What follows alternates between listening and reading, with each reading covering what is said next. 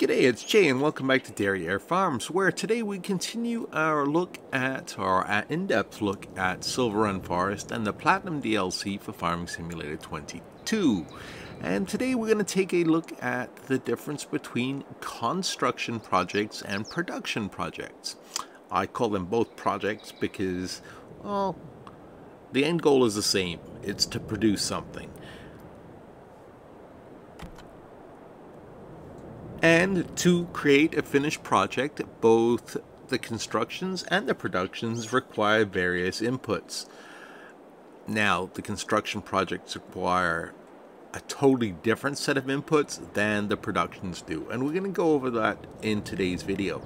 Now, for those of you new to either Farming Simulator or the channel, don't forget to subscribe because we will have plenty more videos discussing the Platinum DLC, and if you find this video helpful, don't forget to give it a thumbs up.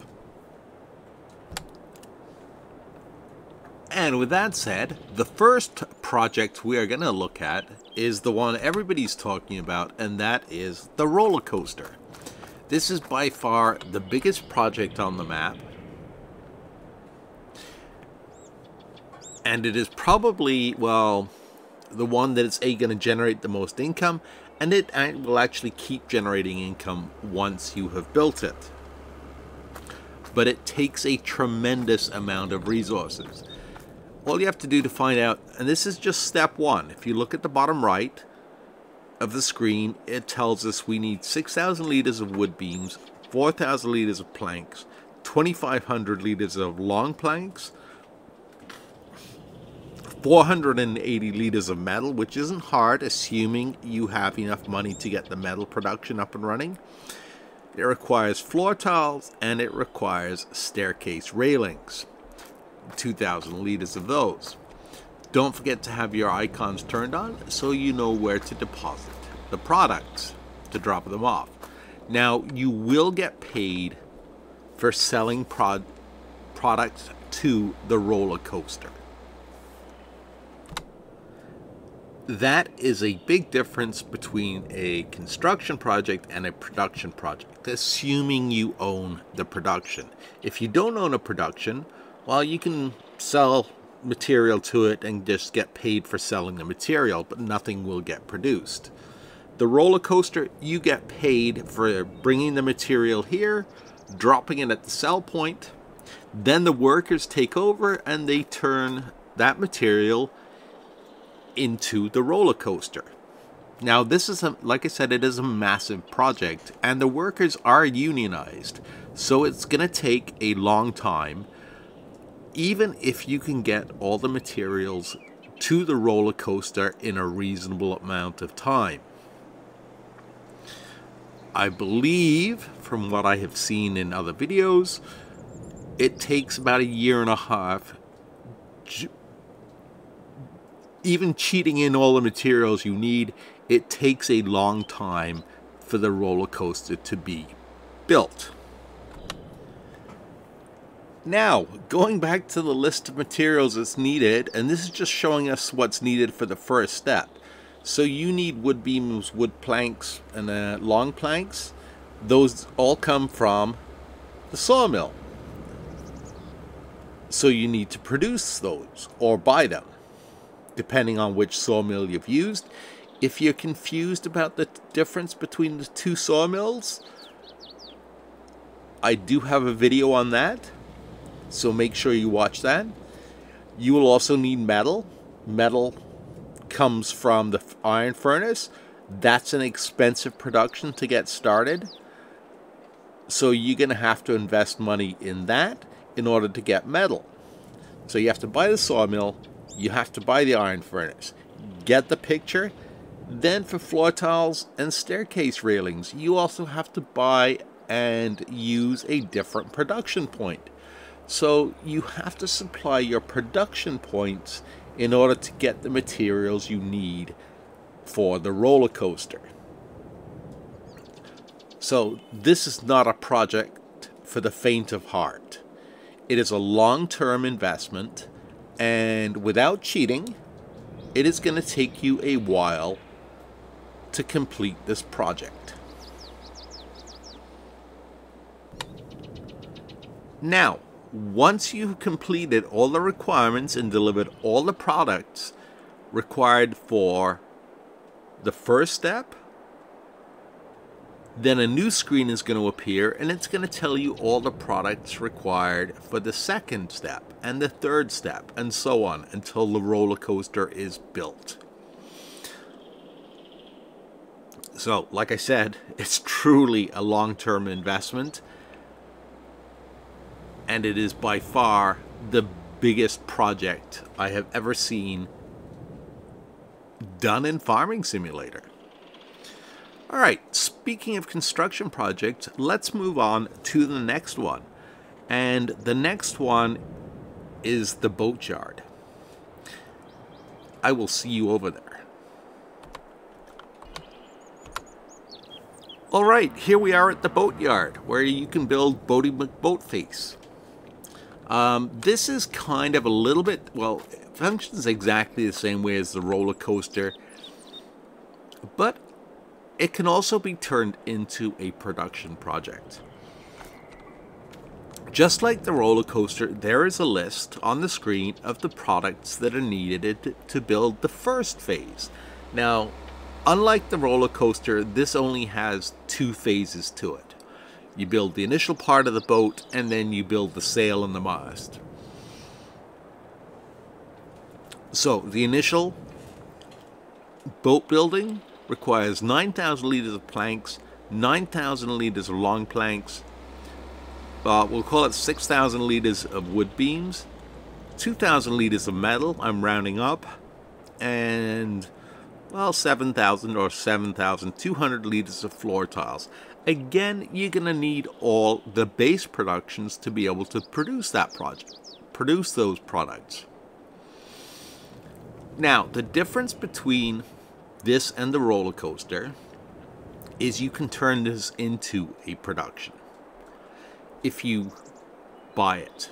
If you don't buy it, the boat will still get built and you get paid for the materials.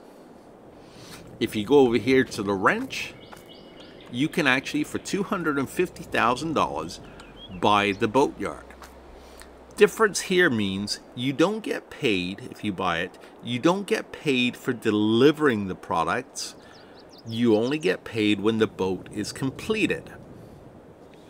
And I believe a completed boat is $300,000.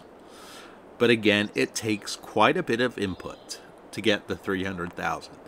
So the decision here is up to you. Do you want to use this as a construction project where, like the roller coaster, you deliver materials and have the boat built and you get paid along the way? Or do you want to buy it and then get paid when the boat is finished? That is a decision that is totally up to you. Now, regarding the boatyard, there is a catch in terms of materials that you need to deliver. The same with one of the other productions, and we're going to go over that in a minute. The catch is you have to build a sail for the boat in order for the sailboat to be able to sail.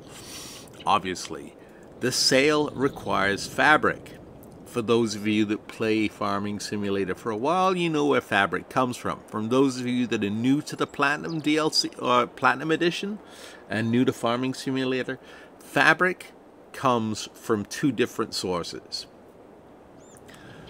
And you need a couple of different productions and to be able to make fabric.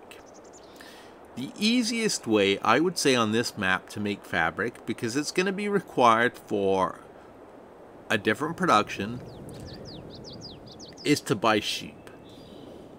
Sheep produce wool. Wool goes to the spinnery. Now you have to buy the spinnery.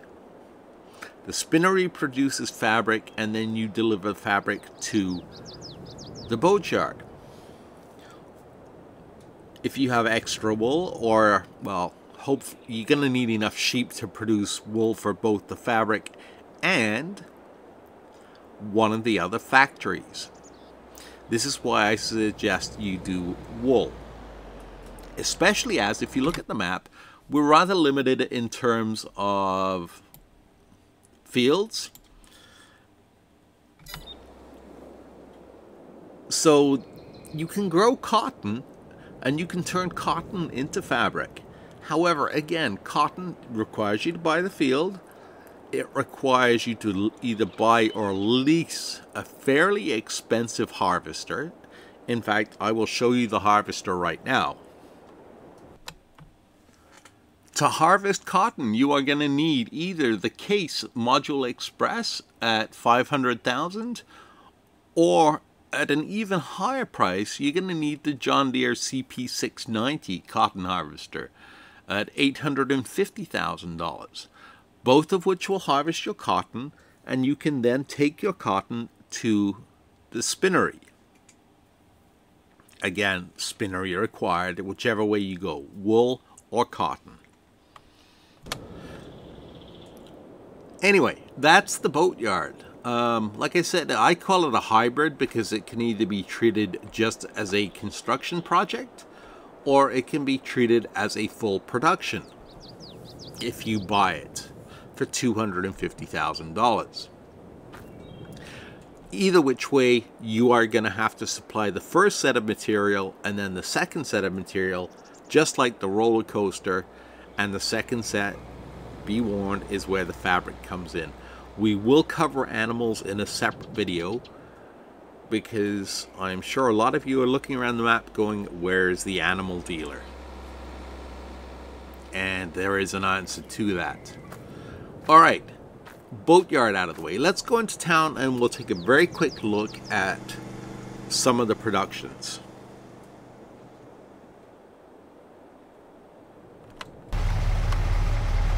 Alright, here we are in town, and we are at the wood turner. The reason I chose the wood turner is it's one of the simpler production points. You can either just sell wood straight to it, and it will pay you for that wood.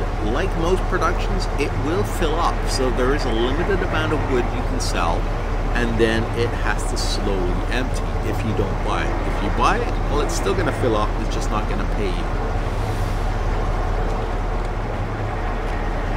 For those of you new, this is where the finished product comes out. So let's go ahead and we'll buy it, and we'll take a look at what's required. There is a reason I chose the wood turner. It's $80,000, so it's not hugely expensive. And once you've purchased it, you can press R again and it will manage it. Now all the productions are currently deactivated or red because we don't have any product in here. So let's go ahead and deactivate those. Thing with productions is as long as you deactivate, then you don't get charged the monthly bill for that production cycle or that production point. Like I said, the reason I chose the wood turner, it is the simplest one. It requires, well, it's the second simplest one. It requires wood and it requires long planks. And it will output staircase railings, pepper grinders, and bowls.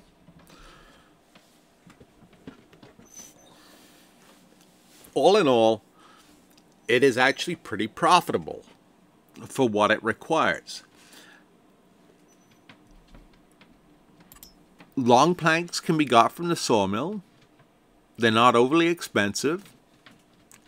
And if you look at the recipe, 150 of them turn into, in this case, 250 bowls. So that's not too bad. It's a decent return on investment.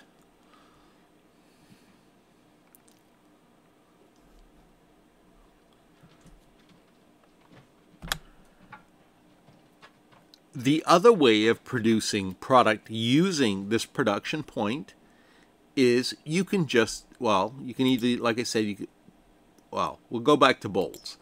So bowls you can either make using long planks, or you can just put plain old wood in. So 150 wood gives you 150 bowls. If you, which you have everything you need to do. You can harvest the wood, you can deliver it here, and you don't need to worry about the sawmill. The sawmill is a little bit more efficient, but it is a huge investment if you want to buy the sawmill at the north. Otherwise, you have to buy the product from the sawmill at the south. I will link at the end of this video a link to my video covering the difference between the two sawmills. Like I said, I chose the wood turner because it allows you to choose either between wood and wood only, or long planks to produce your product. So you have everything you need to get going right off the bat, base game wise, assuming you're willing to take a little bit of time to harvest some wood and deliver it down here. Another really good production for starting out with, if you don't have the money or you don't want to invest in the sawmills and you just want to deliver wood, is the paper mill. The paper mill is, let me bring the map up. Up here, middle of the map. It just requires wood and it will turn it into either paper and or cardboard, both of which are sellable products. And you can make a decent amount of money from that without a huge investment. Like I said, basically for these productions, you only need what you start with, which is your harvester, the ability to transport the wood, and enough money to be able to buy that production. In a separate video, I am going to go over what each of the productions require to give you a better idea of, well, where you should probably invest your money to start out with so that you can start making money. Because processed wood, like turning wood into paper, is far more valuable than just selling the wood by itself. Anyway, I hope you found this video useful.